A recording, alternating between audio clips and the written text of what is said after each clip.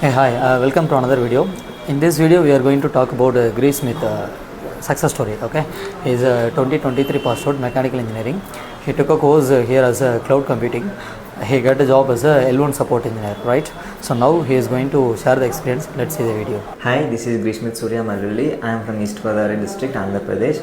I have completed my graduation from Godavari Institute of Engineering and Technology, Rajahmundry, in mechanical engineering stream, and then I have started a course from Besant Technologies as a cloud computing. In that cloud computing, AWS cloud and then Linux operating system as well as DevOps tools. They have told the trainers told the different DevOps tools. Trainers assisted me a lot for got placed in a company. They have shared different resume templates as well as institute offers different resume templates. They have offered different spoken English classes, different aptitude classes. Yeah, they have provided me good infrastructure for practicing my purpose, practicing about my purpose, so that I got placed as an L1 support trainee at Focus company. Thanks for Besant Technologies, Marathahalli.